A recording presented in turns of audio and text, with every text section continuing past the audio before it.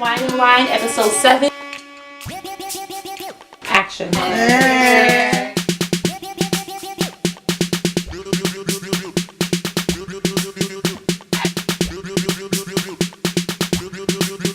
Action.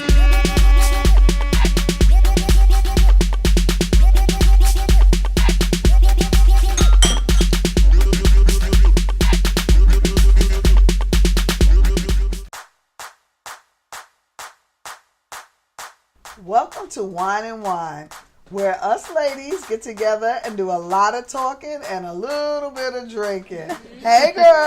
Hi. Somebody's ready. This is our special guest.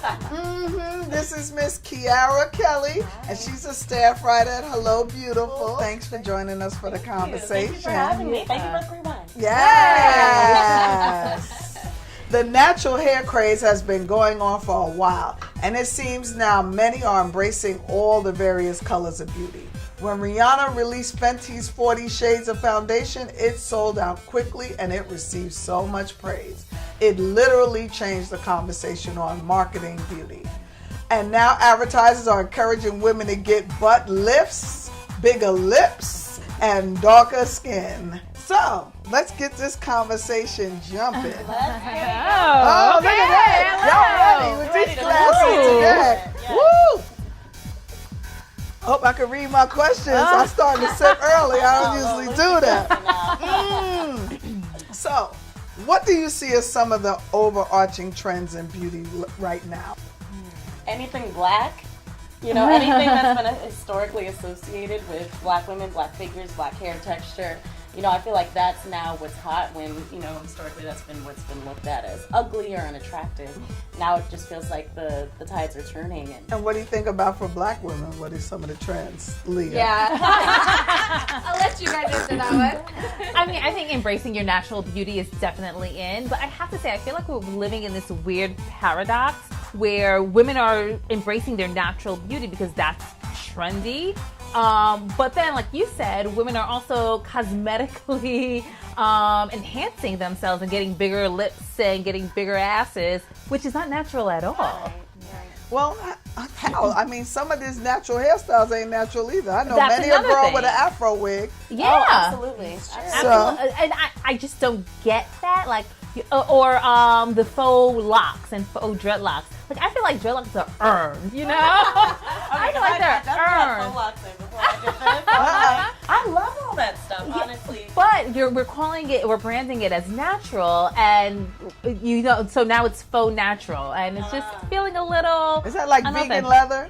Yeah. Well, faux natural is a big thing. Like, men are always saying, oh, I love like a woman who looks natural, but they don't realize how much effort it takes to look natural. They don't actually mean wake up, no makeup, not hair done. It's the foundation that's neutral and the neutral eyeshadow and the neutral lip.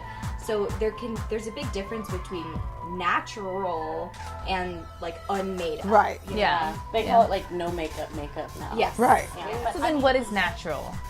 Natural, by definition, is whatever grows naturally from. I wouldn't consider faux locks and wigs natural, though. How influential do you think that movies and television shows are in how people, what they think is acceptable in terms of beauty, or even for each of us in terms of personal beauty? I think it's different now with social media. I would say that Instagram is probably the single biggest influencer in how people see themselves now. Maybe a decade ago it was probably TV and movies, but representation definitely matters. And if you're constantly scrolling through Instagram and all you see are big butts and more butts and I don't know, all I see on Instagram is butts right now. Then you're I don't really have one. So then maybe, Okay, so let me find out. but you could maybe look at yourself and say, well, I don't necessarily have what I'm constantly seeing. I think representation always matters. And that's your age group. You think the Instagram is... Yeah, the millennials are all up on the ground. Oh yeah, I totally absolutely. agree. It's honestly gotten to the point where even me, who I feel like as a woman, I'm always talking about natural beauty. Sometimes you forget what women look like when they have not an ounce of makeup on. Like, you forget that we all pretty much have like dark circles around our eyes and certain things. And I think everyone's touching up everything all the time. That sometimes it's like when you look in the mirror, finally at your bare face, it's like, oh, can I fix? Yeah. You get 1%. It's like, oh shit, and it's just sometimes you just forget, that those are just it's the cost of living is to have blemishes. You know? Yeah. Listen, I don't have Snapchat. You know, I'm gonna do it this year, I promise. But everybody, my friends were saying some people don't even take a picture with their regular phone anymore. They only use Snapchat because they have these filters. Oh, now. my filters, let me tell you, Your on my filter game is tight. on my Samsung, call me. My filters on my Samsung are set. Like my phone knows how I'm supposed to look. But that's the nature of it all. You gotta know? teach me later, because damn it, We're gonna be post skinny one. and Yeah. glowing. I must be skinny and You glowing. can do that. You can make can. yourself look like anything you want. They have apps where you can shrink your FaceTime. waist down. Oh no, I told them. Makeup on They- when you're yeah, not wearing exactly. We talked about Facetune before. One of the celebrities I work with, I talked about it once. She had my waist about 2 inches. She was like, remember that. I "Yeah, remember show that. me how it works." I was like, "But I can't get it right. Every time I do it, the background look all distorted and crazy." But I got to learn this game because I need a It is a husband. game, though. It's such a game. Like, we're talking about embracing natural beauty, but the truth is, everyone is there's a filter over everyone's life. And there's no way around it. So I don't think there's actually a way to really embrace natural beauty. Now, when it comes to cultural beauty and things like Amara La Negra, who, like, I'm all for her. I'm like, as a Afro-Latina woman, I'm like, rock your fro, you know, do your Latin dances and speak out about it. In the media, they don't show us natural so much. You mean no makeup? Yeah. You're only on your death scene, right? The death scene, they take the makeup off. So, I mean, the media, and like you said, the Instagram and all of that, they don't herald natural beauty. Why do you Not think? at all. Natural beauty is inherently flawed. So I don't think that. I think the way that the media landscape is, it's very like new and shiny. It's like we're not They're trying to show. sell. Yeah, and they're You trying know, to sell there's something. it's capitalism. They have a product to push, generally speaking. Even if the product is just look at how my life is so much better than your life, and make you feel, because capitalism doesn't work if you don't feel inadequate about yourself. Absolutely.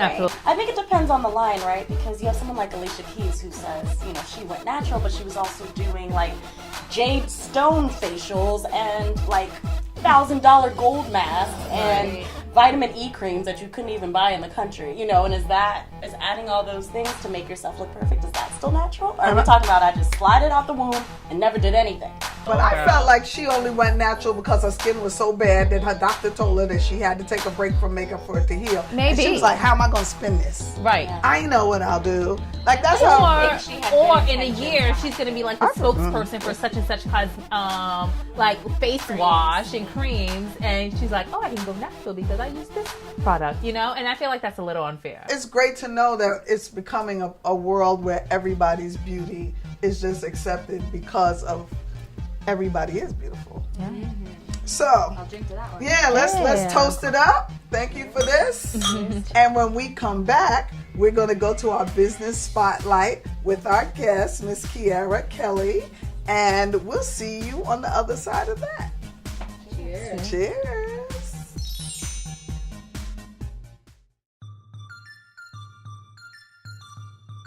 Natural beauty. We're not whining about it, we're embracing it. And Keyaira Kelly is the author of I Wish My Mango Would Ripen and a staff writer at Hello Beautiful. Yeah. Well, hello, beautiful. Hello, how are you? How are you? We're so glad. happy that you were able to join us for that conversation. And now we're shining our business spotlight on you. Yes. So talk to me about Hello Beautiful and how it's changing the narrative around beauty and Black beauty in particular. Absolutely. So HelloBeautiful.com is a website, and it's all run by Black women. It's Black owned. And basically we use our platform to highlight the stories of Black women that are often told. And basically what we want to do is just expand the definition of what it means to be a Black woman. I feel like for a long time being a Black woman meant, you know, looking a certain way, dressing a certain way. And now we're kind of leaving space to embrace all of the different types of Black beauty, Black womanhood, no matter how it presents themselves, and just making room for all of those stories. You know, but there's never been a shortage of beauty publications, print or digital. How is Hello Beautiful different or making itself stand out among the rest? Yeah, I think it's our unapologetic approach to the news. love I that. think for a long time, even within our like most heralded Black publications, there was still a bit of respectability politics wrapped around it, Whereas we're telling it raw, we're telling it honest. We don't care if it's ugly. We don't care how it looks. We literally just want to tell whatever that authentic story, authentic truth is to our audience so that their truth is reflected back to them. I love that. And you're being very authentic and truthful in your book. Yes. It's a collection of poems Yes. for the woman Yes. in transition. Yeah. What the hell does that mean? Yeah, I'm sorry. no, it's a great question. So I specified woman because, a lot of my book explores our transitions throughout womanhood. So the woman in transition, it could be in anything. It could be from becoming a mother to, becoming a college student to first having sex for the first time, and basically just looking at all of those little differences that we want to ripen into and how we adjust our skin to fit that new mold. Well, thank you for being so beautiful inside and out. Thank you. Thank you for having me. I appreciate it. Thank you. If you're looking to romance your date, look no further than this Kenai white wine. This sparkling Italian white wine is elegant and light. It's sweet with lots of fruit flavor to it. This would pair very well with some lightly seasoned poultry or some seafood, and it's a great way to stimulate your appetite. If you want to pick this up, you can get it at Bronx Spirits or Liquor and Wine Warehouse, and the address will be below. Enjoy.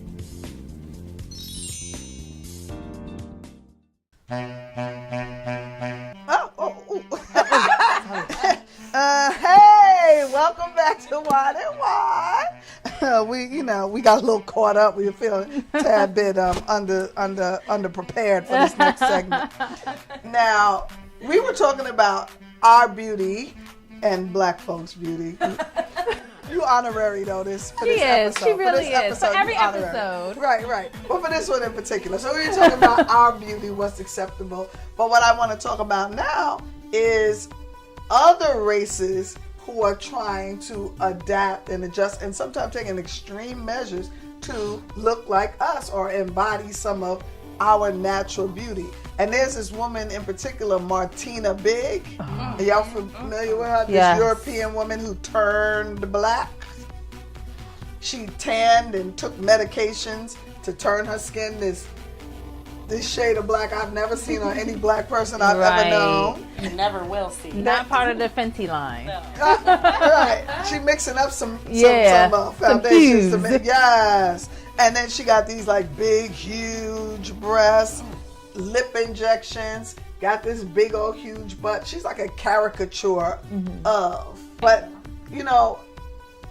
if somebody's adapting our beauty, do we acknowledge that or No, she didn't adopt my beauty. She's right. I don't know. Y'all I don't even know let me anyone who finish the looks like her. Okay. Some kind of costumish, Right. monstrous creation. The beauty is not the word to associate with her. I'm not saying she hit the nail on the head. I'm saying her intention was she saw our beauty and she wanted to emulate our beauty. That's it. She failed. But what do we say about people who are trying to emulate us that might do it okay. Like the Kardashians. Well, they're not trying to get black. Skin tone, tone, blackish. Do you know all the Kim Kardashians who juiced up their booty? Definitely. And now it's calling, like cornrows. Boxer braids and all of that. Big lips, fuller lips. Kylie Jenner. I mean, not to use the Kardashians as like a staple, but I do think they reflect, where culturally where a lot of people in America are going. But Kylie Jenner didn't juice up her lips. So, I think as a whole they represent a lot of trends that are happening in this country. So how about the other side of the spectrum where we have black women who are bleaching their skin? I think that's corny too. Yeah, it's but sad. But it's a different type of sad because they're more trying to assimilate to what they were told was beautiful. Yeah. So I don't look at them in as much judgment as I would somebody who actually was the standard of beauty and has decided that, all of a sudden being black is cool, so I'm going to plump up my butt. Like, I have more sympathy for the black woman bleaching herself because of the fact that that's what we were taught was the standard of beauty for so long. I still don't think it's great or a good thing to do. Yeah. I mean, but I understand the pain behind it. And there are also Asian women who are trying to correct their eyes to fit the Americanized beauty standard, which is also sad. And it's just whack that we live in a world where women or men think that they have to do that. This may be too to the left. No, go. But with a lot of women of color embracing their beauty, I had to sit and think, do white women still feel beautiful? I think some people wonder if black people feel beautiful. Right. But it's like such a push now for like black beauty and accept your blackness, accept your big curls, accept your big butt. And so I just wonder if you're like a skinny, white girl now growing up in this age where it's like certain figures are glorified. I just wonder. If they still feel like they're popping. I felt ugly, so then I was going to ask you that because you're the brownest person on our panel today. Congratulations. Melanin popping. Did it ever bother you being brown? When I was little, yeah. Mm-hmm. Yeah, and even up until college. Part of the reason I moved to the East Coast was because colorism in LA was so bad.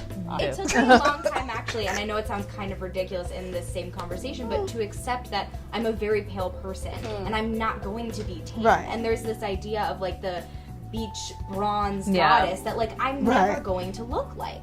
So there's just... You could get her cornrows, though. The Bo Derek braids. Bo West braids. There's just always something that we aspire to that isn't us. You know, there's always some ideal out there. So that's why I think if you have a diverse amount of beauty standards, then everyone's going to fit. And the same with larger bodies, too. We need to have those represented, too. Say it again. Larger bodies Yes. need to be represented, too. Thank you for joining us for this week's episode of Wine Whine. We'd love to hear from you, so leave a comment below. And if you have a topic that you'd like us to whine about, then also leave that in the comments below as well. And don't forget to tune in every Wednesday at 7:30. We'll see you next week. Bye. Bye. Oh, mess with my lipstick again. Next week on the season finale of Wine Whine, we're talking gender roles and relationships with Destiny Mabry, healthy relationship educator. So let's switch it up and play a little game for the last episode of the season. This is the Why Am I Single game. So you've been seeing a guy for 3 weeks now. You're out with friends and you see him enter the restaurant with another woman. What do? You walk up to him, slap him in the face. That's why you don't date, because all men are trifling. I changed that. They said.